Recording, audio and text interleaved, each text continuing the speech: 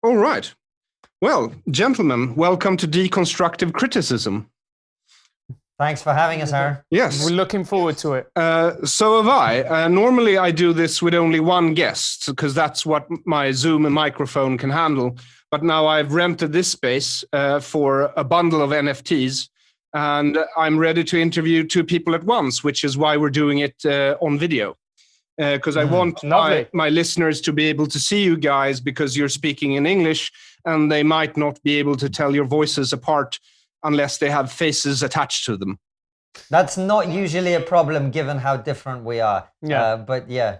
Well, we'll get to that because normally I start off by asking the guest who they are so that they may be able to define themselves before my prejudice steps in, you know. So I will divide you and have you answer that question separately. So we'll start with Konstantin Kisin. Who are you? Well, before the great plague of 2020, I was a stand-up comedian. And Francis and I started a YouTube show and podcast called TRIGGERnometry in about April of 2018. So just approaching 3 years ago now, which is doing pretty well now. We've got over 250,000 subscribers across the different platforms, but particularly on YouTube. And we think of ourselves as sort of the Joe Rogan of the UK or the Joe Rogan of the European space, maybe. We invite different guests from different political viewpoints, and we discuss cultural and political and social issues. Particularly, you know, the clues in the name TRIGGERnometry. We are interested in having conversations with controversial people. People who are outspoken in some way, people whose opinions are for some reason considered problematic or difficult. And we have a genuine conversation, and we think of it as making people three-dimensional again. I think particularly in the last year, less so in your country, but in our countries, everything has become like this on a screen. And it's very easy to put people in a box. It's very easy to think of people as avatars rather than as actual human beings. And when you have a conversation with someone over an hour and you actually listen to what they're saying and you give them the space to express themselves, they become a little bit more three-dimensional. And that's always been a big focus for us. But just before Francis takes over, you know, my background is I was born in the Soviet Union in the early 80s. My family, going back generations, my grandmother was born in a gulag. Members of my family were oppressed by the Soviet regime. My grandfather, who ended up in the UK, which is my connection to Britain, how I ended up here to some extent, he said the wrong thing at the wrong time in the late period of the Soviet Union and had to essentially flee the country into exile here in the UK. So I've always been someone who had the direct experience of what it's like to live in a society where freedom of expression isn't valued, doesn't exist, isn't considered a first principle. And so to me, the big reason that I felt very strongly about starting our show and discussing some of the issues that I'm sure we'll get onto is that I know what it's like when freedom of speech doesn't exist. And I worry that in the West now, a lot of young people in particular are forgetting why it is that free speech is considered a fundamental value of Western society. I'm Francis Foster. I, again, was a stand-up comedian before this entire nonsense kicked off. And when I was a stand-up, I would consider myself of the left. I wouldn't say beloved of the left, but certainly accepted. However, when TRIGGERnometry took off, my leftist card was rather swiftly swiped from my mitts, and I now find myself where I am, politically homeless. My mother is from Venezuela originally, so I have had a similar experience to Konstantin, but also different in a way as well. When I grew up in Venezuela, it was a capitalist country, not without its problems, highly corrupt. The political system didn't work, and so on and so forth. Huge inequality. Hugo Chavez came to power in 1999 and slowly but surely started to implement socialism. It was a brand of socialism that was supported by all the left-wing firebrands, particularly in my country, and also in the United States, people like Bernie Sanders, Jeremy Corbyn, Owen Jones. Unfortunately, Venezuela became more and more corrupt until it eventually collapse. What we have is hyperinflation now. Make up a number when it comes to the Venezuelan currency, and the chances are the inflation rate will be higher. A quick example of how bad things are: when you go into a shop in Venezuela, no one puts prices on the goods in the store, because by the end of the trading day, they will become obsolete. And I've rapidly seen that happen to my own country. Family members who are journalists having to flee for their lives, people having to flee because the country is no longer safe, because the police see prosecuting crime as a sign of right-wing oppression. Where have you heard that now? So things in Venezuela are very, very grim. And also as well, starting to see what has happened in our own society with people becoming more and more socialist, more and more left-wing. We have had a political commentator go on TV and say the words, "I am literally a communist," and people think that that's absolutely fine and nothing wrong with that. And suddenly being placed in an area where you say things which you believe are true, things like free speech is important, things like, I don't think communism is a good idea, I don't think socialism is a good idea, and suddenly being treated as if you were saying something which is incredibly controversial, when we all know it is not. You've in part answered a lot of the preceding questions that will follow. So it's interesting that you both define yourselves as comedians. It's not like, I'm a nice person, I enjoy football. It's both of you define yourself as comedians. And may I ask you, how did you guys individually get into comedy then? Well, I'll start with myself. I got into comedy because there's quite a tradition in this country of people starting off as teachers, whether it's secondary school teachers or primary school teachers, and then segueing into comedy. Notable examples of this are people like Frankie Boyle. Frankie Boyle was an English teacher, and then he segued into comedy. And there's numerous examples of people who have done this. Joe Brand was a nurse, I think. Yeah, Joe Brand. Yeah, there are lots of others. Yeah. There's lots of others. So I started off as a teacher. Rapidly found out that children are deeply unpleasant and not wanting to spend much time around them. So I started off in comedy. The thing that attracted me to comedy when I started in 2009 was essentially it still had a punk element to it, whereby people used it to push the boundaries. And let's be honest about it, a lot of the time they pushed the boundaries. It wasn't always done particularly skillfully or well, and it was done for gratuitous reasons. But nevertheless, there was this desire to push boundaries, see how far you could go, the jokes that you could make. And gradually over the years, I've seen comedians, but also audience members and club members become more and more censorious.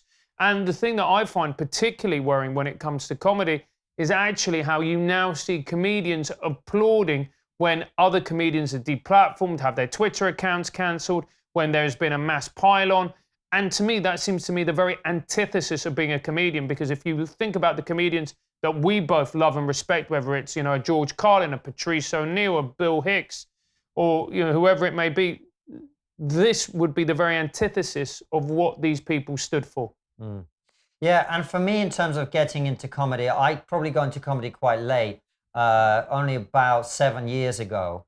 So I'd already had I'd had my own business, I'd had a life, I was married, like all of that. But the reason I think I got into it is, I call myself a stand-up comedian because that's what I used to do.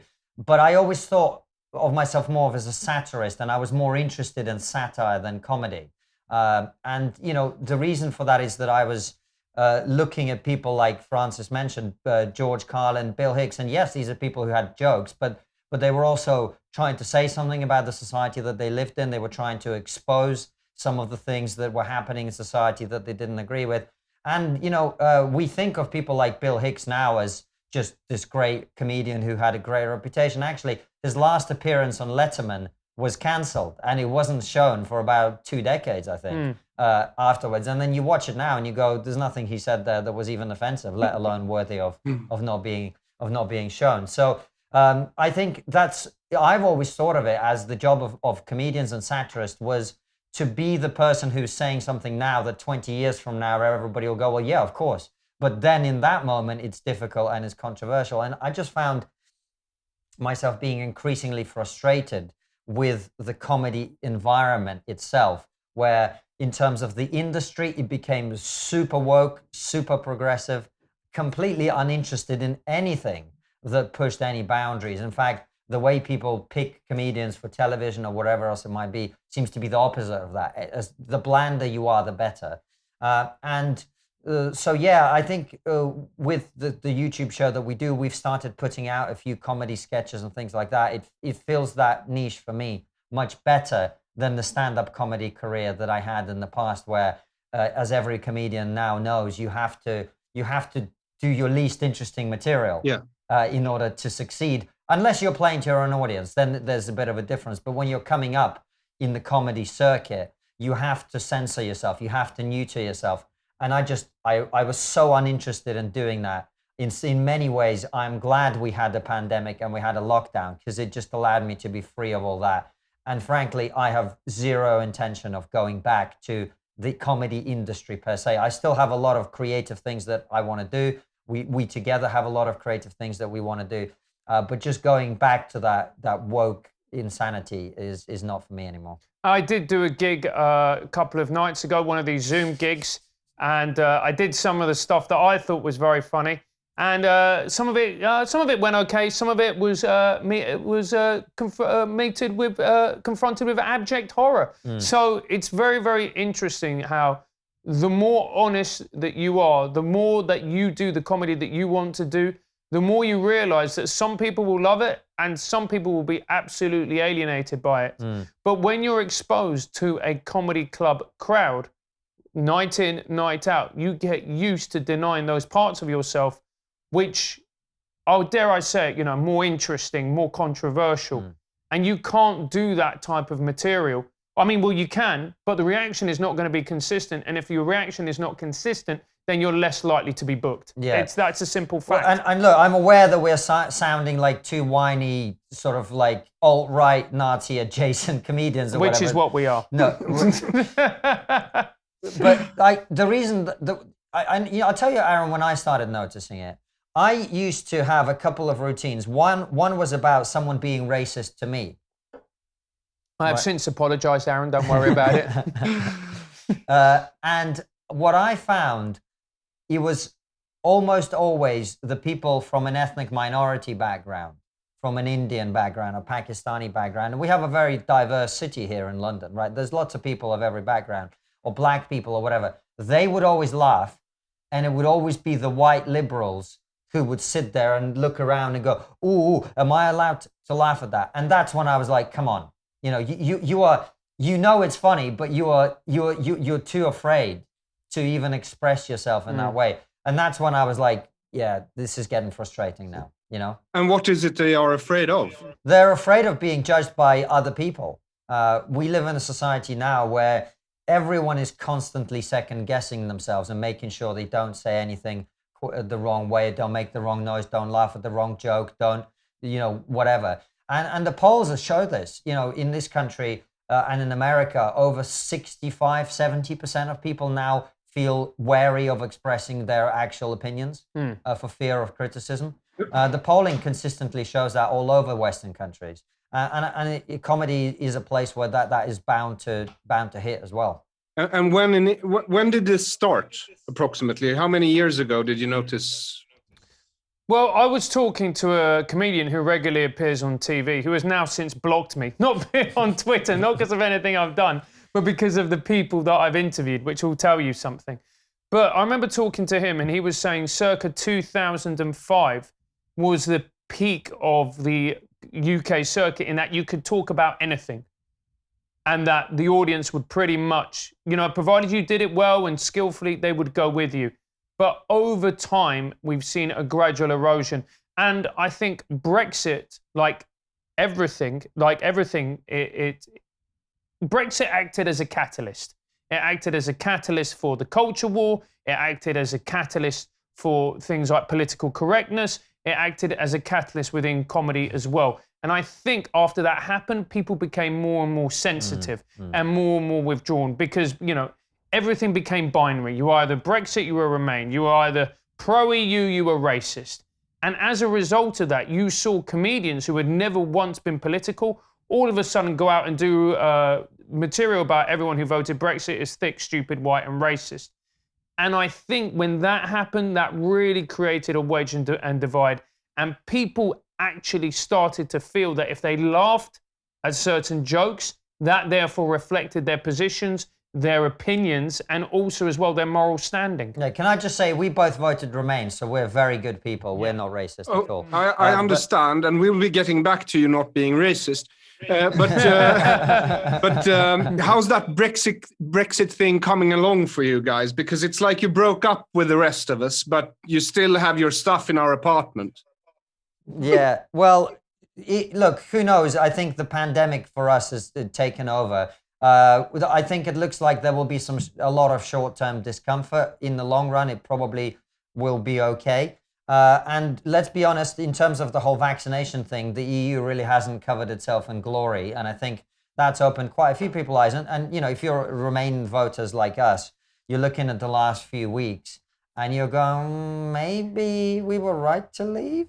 You know, like there's an element of that happening right now. I mean, there's a journalist called George Monbiot in The Guardian, and I don't know if The Guardian is known outside of England. Yes. Yeah, okay. So, and I mean, George Monbiot is one of the most left out of all the journalists at The Guardian.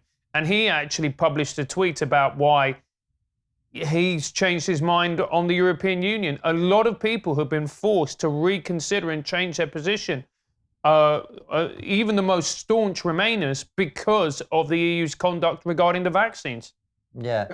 So the short term, you know, you've left the relationship. It's always painful. It's always unpleasant. It's always sad, etc. But long term, you know, the reality is, and this is something that I was aware of even when I voted Remain, is in the long run, the EU, you know, it's not a particularly sustainable project. You've got countries with completely different approaches to life, economies, cultures, you know, economic cycles, borrowing, you know, all that sort of thing.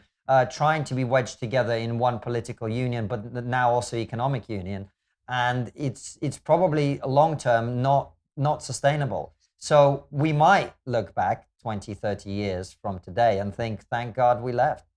I am pretty sure you will. I sort of like the common market. I don't like the political union. But this interview is not about me, because you said that you were considered being racist. And when I did my research into you, Konstantin, I found out that you're an alt-right problematic comedian and also the reigning Jewish comedian of the year. Yeah, the only Jewish Nazi comedian in the world. It's a great niche. Yes, it must be. But I'm not sure you're the only one, because I exist. Oh, you do exist. Oh, you that as well. Okay, so we can play all the skinhead synagogue gigs in the world. I'm pretty sure we could. Maybe we should do a tour together. And Francis, you're a transphobe who opened for Eddie Izzard. Yes. Yes. Exactly. So, and by now you're both cancelled by the comedy circuit in England.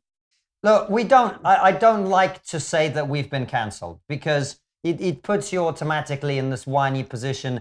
We walked into what we're doing with our eyes wide open. I didn't at the start. I know. I told you what would happen. You didn't believe me. That's your problem, right? But we knew this was going to happen. We did. Yeah. You know, I said, look, if we talk to controversial people, everybody will automatically assume that we agree with every single thing every single one of our guests has said.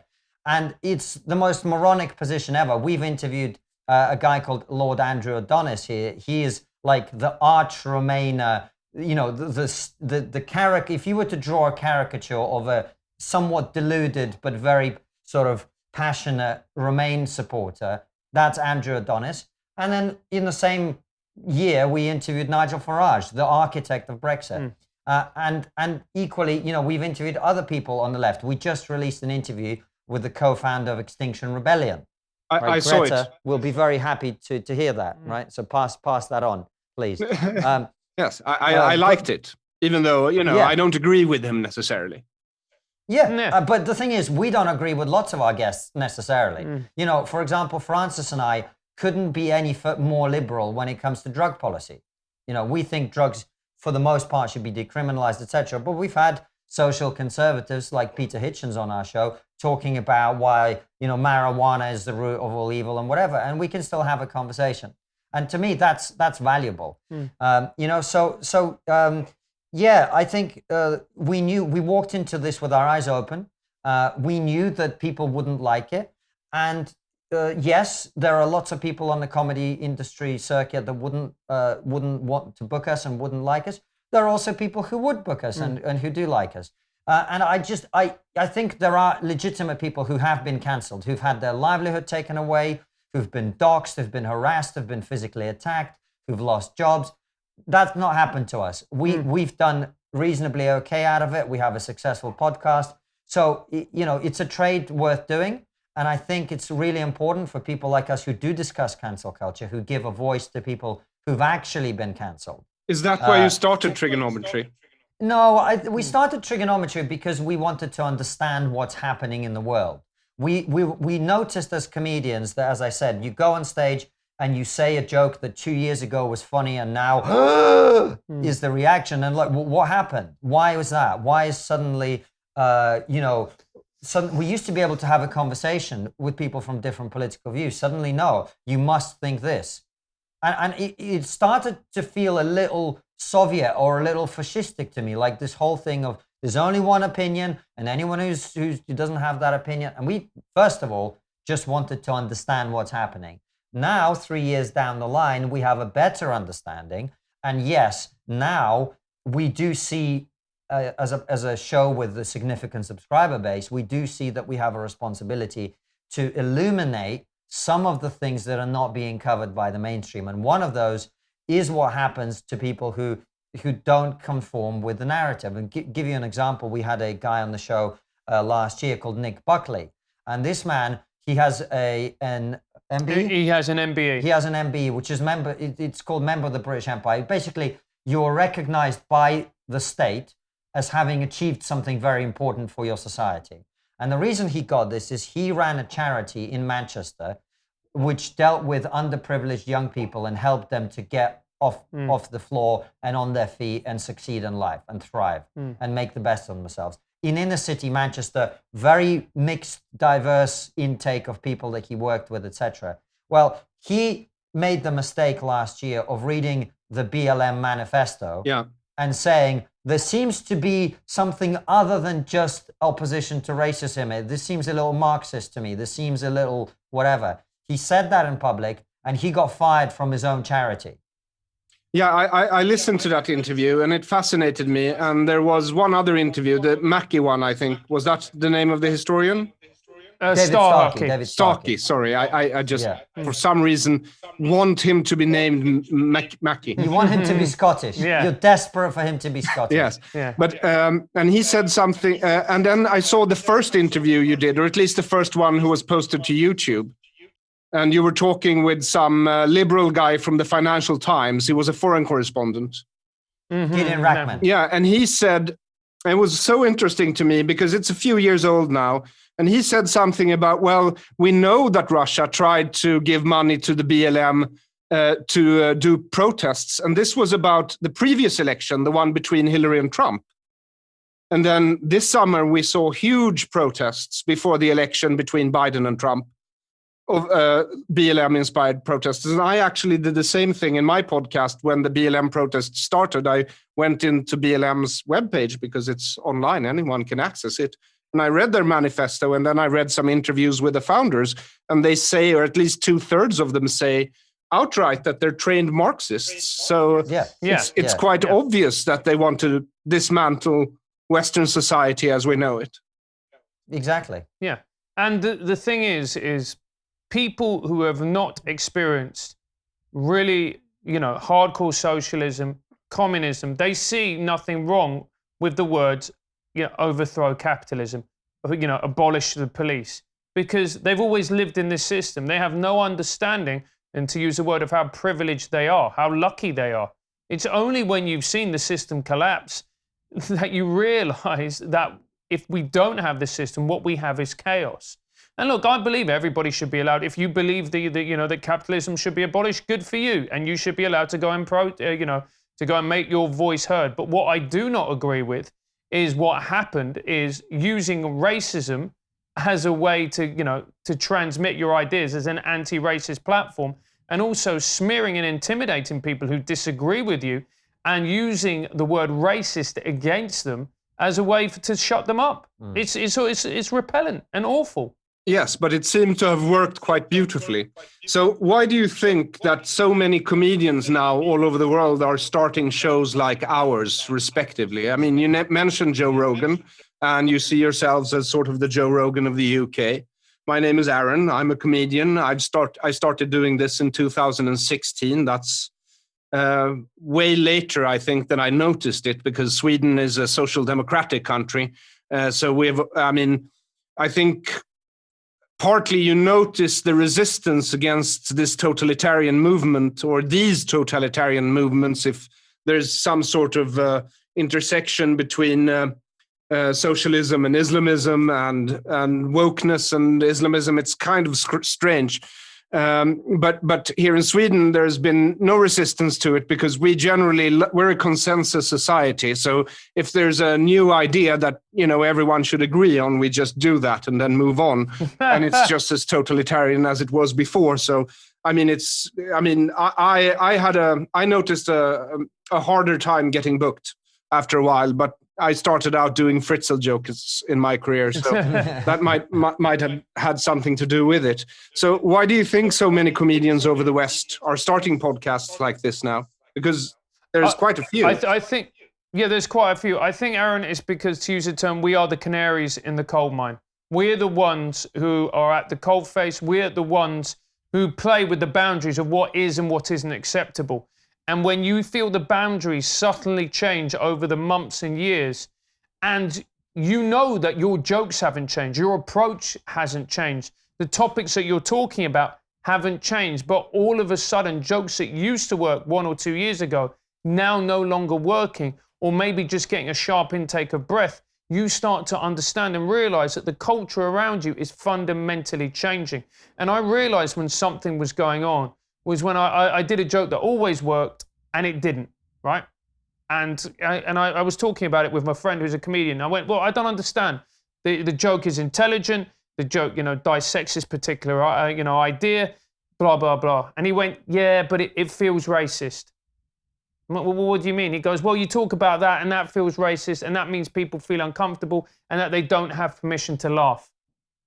And at that point, you start to realize, okay, there's something happening here where people no longer feel comfortable laughing at an idea. They don't feel comfortable expressing an idea. And all of a sudden, you start to feel these ideas and these conversations become more and more suppressed. And then you see the people who do speak up, who do, discuss things and whatever else, being deplatformed, being cancelled, etc., etc. And you start to see the way the culture is moving. And before I answer your question, I have a slightly different answer to your question. I just wanted to piggyback off what Francis said. It's what he normally does, mate. Yeah, it's an interesting thing, because what I noticed is people stopped listening to what you're actually saying, and they just started listening for keywords, right? So I'll give you an example. I had a whole routine, which is actually in many ways a very woke routine, because it makes fun of white people. And the premise of the routine was, we need a Special Olympics for white people, right? Because we're not very good, right? And I made a whole series of jokes about how white people are not as good at running or whatever. It was based around the fact that, look at the 100-meter final. It's always like seven black guys and a white guy just like happy to be there. That was the sort of gist of it. And just the mere mention of any sort of difference between us, that the observable reality is, for whatever reasons, which we don't even need to get into, black athletes seem to do better than white athletes in certain sports, which is just an observable reality, right? That in itself, just noticing difference, made us uncomfortable. Whereas before, I think comedy was a way to celebrate difference and to recognize difference and to be okay with that. And I remember Francis was actually there. He was hosting the show, and I did a spot, and I did that routine, and half the audience laughed. One guy laughed a lot. Half the audience laughed. One guy really liked it, and half the audience were very tense. And when I came off stage afterwards, the one guy who was laughing came up to me and he said, "I loved that." And he was the only black guy in the room. Yeah. Right? Yeah.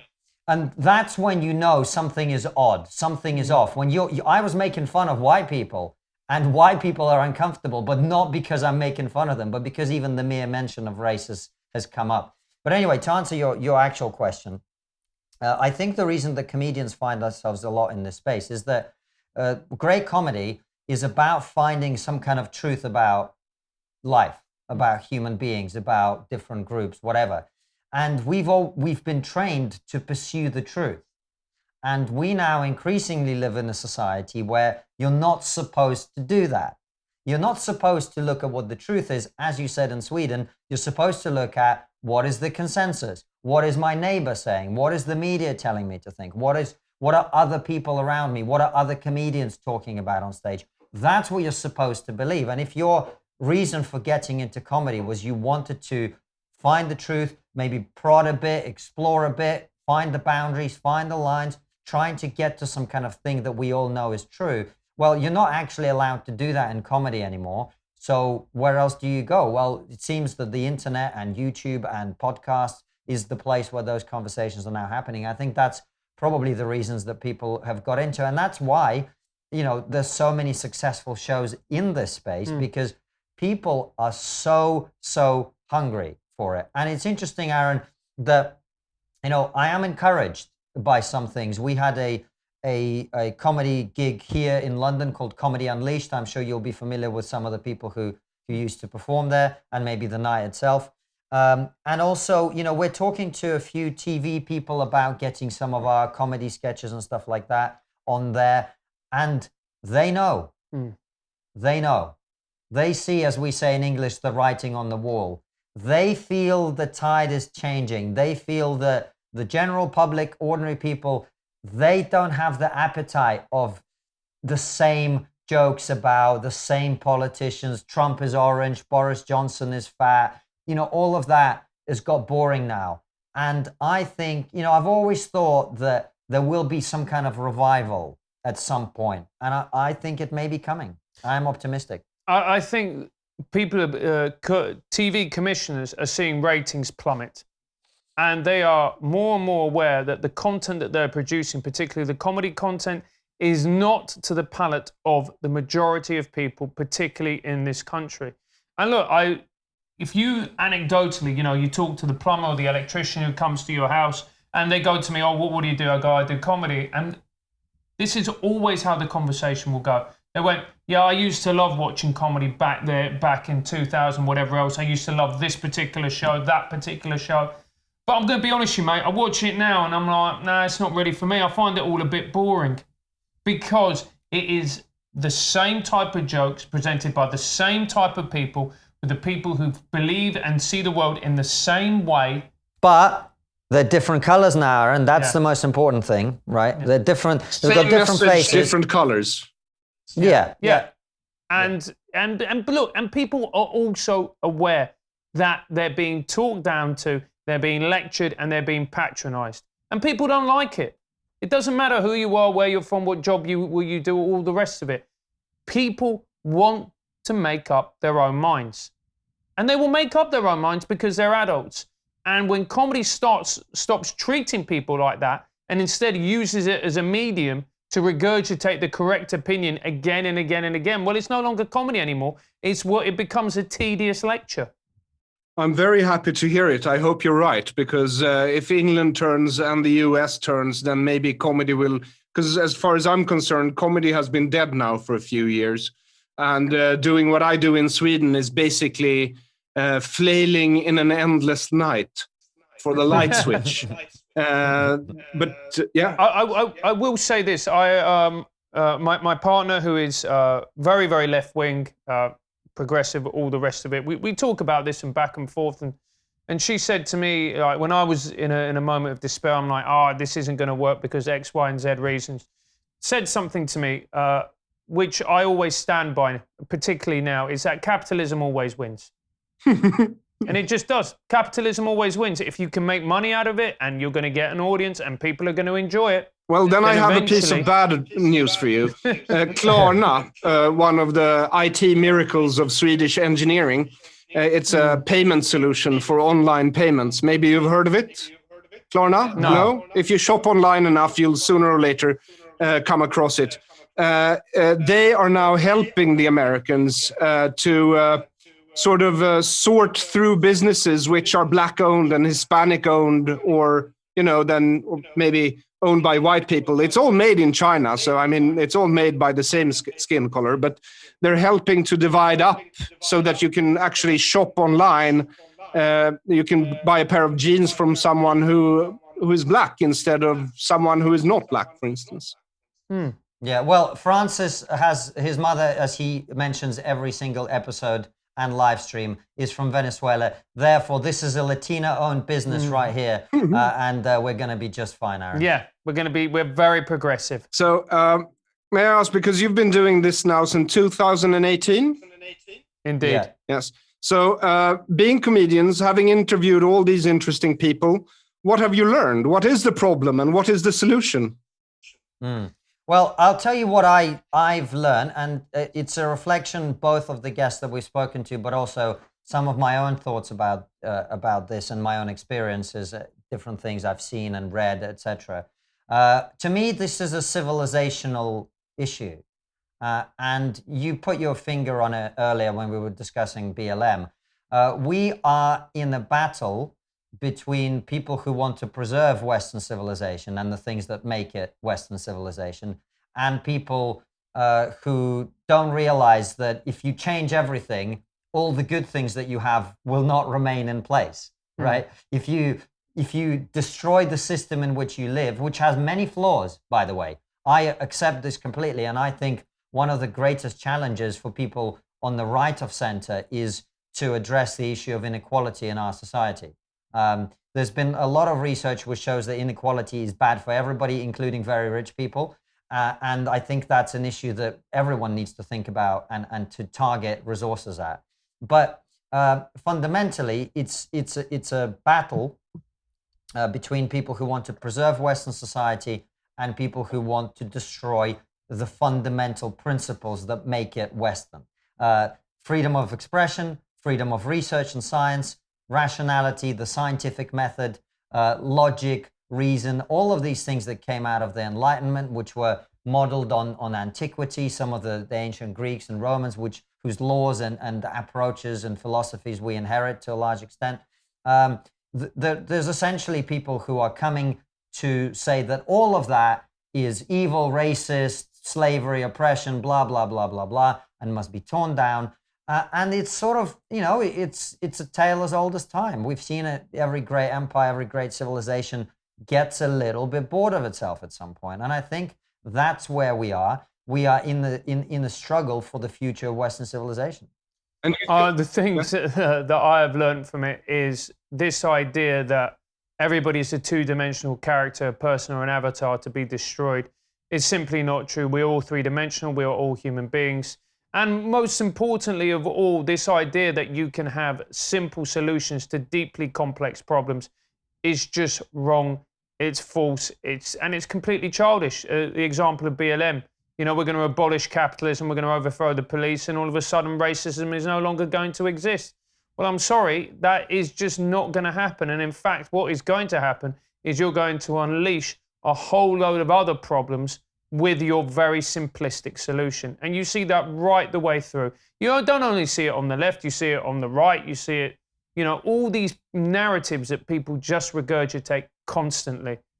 And the more you look into any particular problem or issue, whether it be Brexit, whether it be inequality, whether it be trans, you start to realize that these issues are very complex, they're very nuanced, and this idea that they can be solved through a slogan and a chant is quite simply moronic.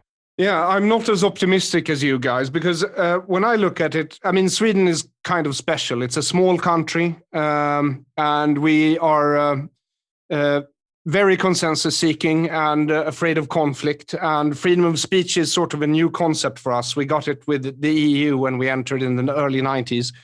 But when it comes to you guys over there, I mean, don't you have all your universities are now packed with academics who are, to say the least, left-leaning, and Sadiq Khan is staffing City Hall in London with diversity officers who will, watch over you and make sure you don't say or do anything that could be construed as racist. So, I mean, there's so many things that needs to happen, aren't there, to solve this problem and reclaim the West, if reclaim is the correct word that you'd want to use, considering your political climate. Yeah, well, I mean, I think you're not incorrect in terms of assessing the reality as it is at this very moment in time. You're right. That is the position. Having said that, I'm reassured by a couple of things. First of all, I always make this point. 400 years ago, all of us having this conversation and most of the people listening and watching would have been burnt at the stake by now. And we're not. We're still alive. We still have an ability to talk. We still have an ability to communicate our ideas, number one. And number two, I remember being a teenager, and I have a lot of faith in the willingness of teenagers to rebel against whatever came before. And I think that wave is coming. If you're growing up now as a teenager, and you can't say anything, can't do this, can't do that, blah, blah, blah, blah, blah, I think a lot of people will rebel against that. And, in the same way that if you think about, we mentioned Bill Hicks earlier and how his last appearance on Letterman was censored. Well, the reason it was censored was because at that moment, everybody was fearful of the conservative right, the religious right in America, who wouldn't let people make jokes about religion and wouldn't let them blaspheme. And that's why people like George Carlin and Bill Hicks, that's why they railed so hard against organized religion, which no comedian really does anymore, because it's sort of like that battle has been won, if you like, if that's your perspective on it. And so, over a 10, 20, 30 year period, culture can change and will change. I agree with you, we're not in a great place. I agree with you that we've allowed, as societies in the West, for a lot of our basic values to be eroded. You mentioned Islamism. That is a big problem in terms of, not necessarily in terms of numerically or the damage that it does in terms of course, that you get these attacks and everything else. But actually, we have a case in our country at the moment where a teacher showed the Charlie Hebdo cartoon to his class in a discussion to illustrate what people consider blasphemy. And, dozens of people turned up outside the school, and the school bowed to that mob. They bowed down to that. That's these are all big problems. I agree with you, Aron. But I do think there will be a new generation of people who rail against that. And my only hope is that when they do rise up and rail against that, it's not too bad. The way that rising up manifests itself is more of a sensible approach, as opposed to some kind of, unpleasant, violent struggle, which historically can happen.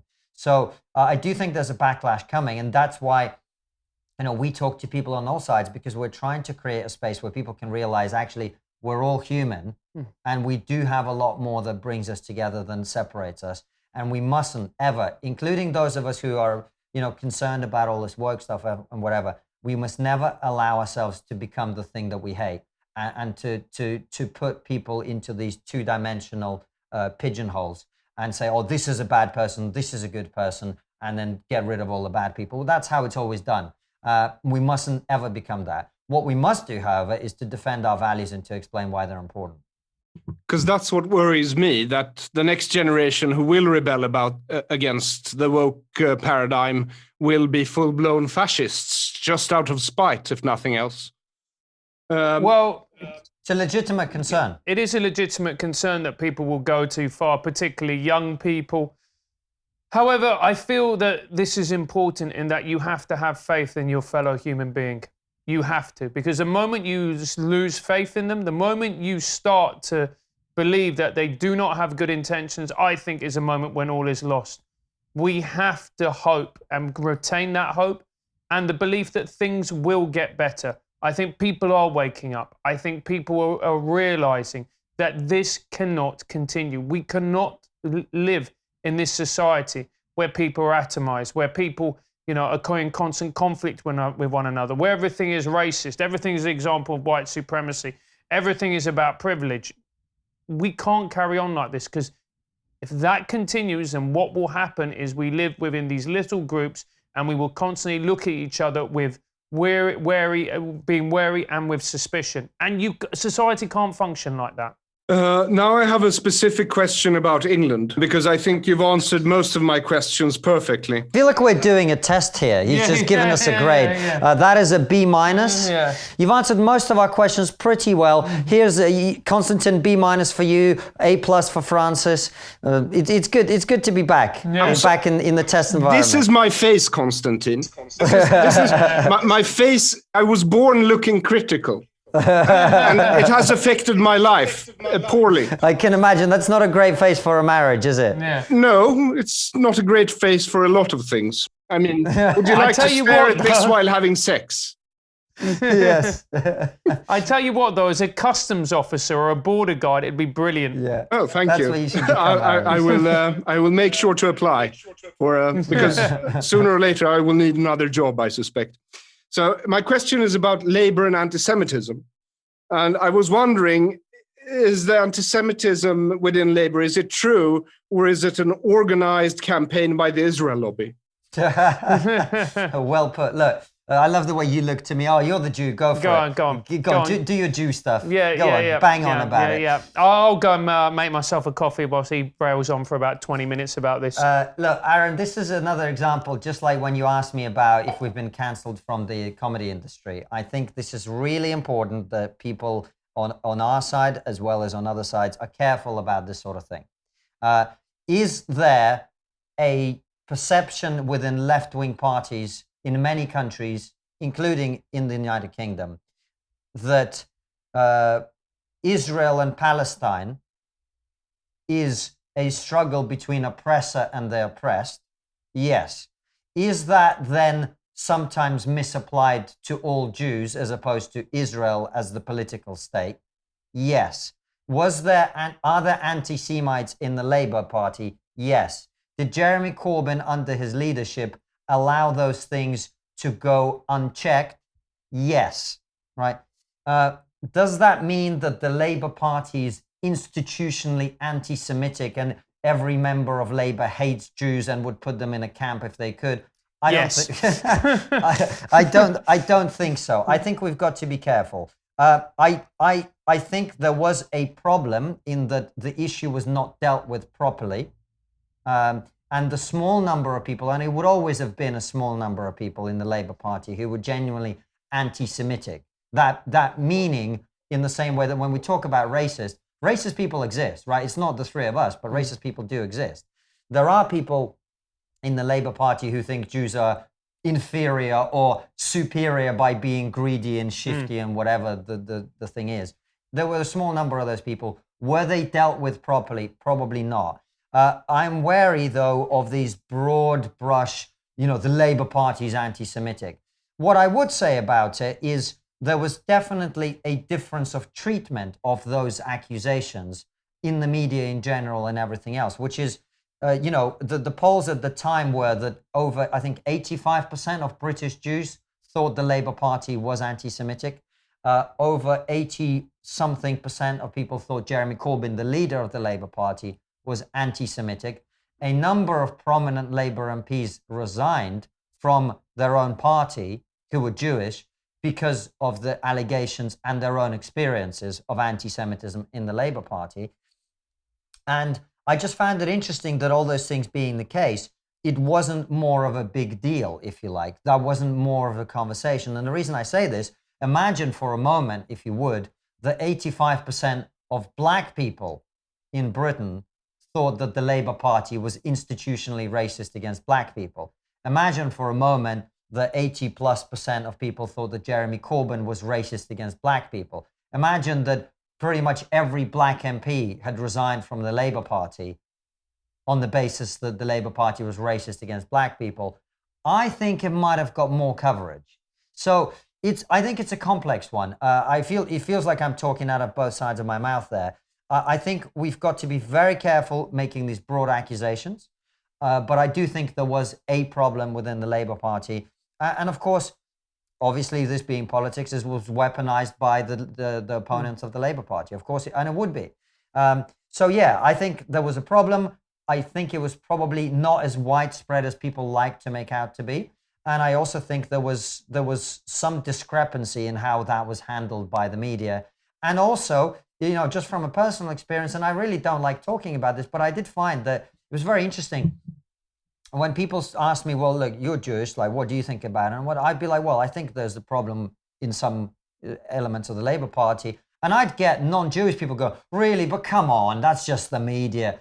And I wonder if they would feel that way if it was a black person saying there was racism in the Labour Party. I don't think it would. So there's definitely a thing about Jews, and you'll know this as well as I, yeah, but you're successful, you're going to be fine. No, maybe it's true. I mean, Jews are pretty successful historically. We've survived everything. We're the most oppressed minority in history by far, and yet survive. We're a tiny minority of the world population. Jews are just over 30 million in the world, punching way above our weight. And, maybe we can take it. I don't know. I just want you to know that some of my best friends are Jews. All right. Well, you mean me? You don't have any friends. It's just me and you now, and our producer Anton. That's exactly. Yeah, well, it's been a pleasure talking to the both of you. And I hope to be able to interview you again, because I think in the coming years, there will be reason to. And also, do you read books? Yeah. Yes, we do. Okay, then please send me your addresses and I'll send you a copy of my book, and you'll get to know a bit more about me, even though most of my material is in Swedish. Yeah. But no, we'd love to read your book, and we'll read it, and we'd love to have you on our show as well at some point. That would be great too. I think it would be interesting. And give my best to Andrew Doyle, because I know you know him. We will do. And, yes, we do. And Brendan O'Neill, if you get a chance to see him again. We'll do that. Yeah, we will do indeed, Aaron. Thank you so much then, and I hope to see you again soon. Yeah, absolutely. Thanks for having us, Aaron. Bye. Bye. Take care. Bye.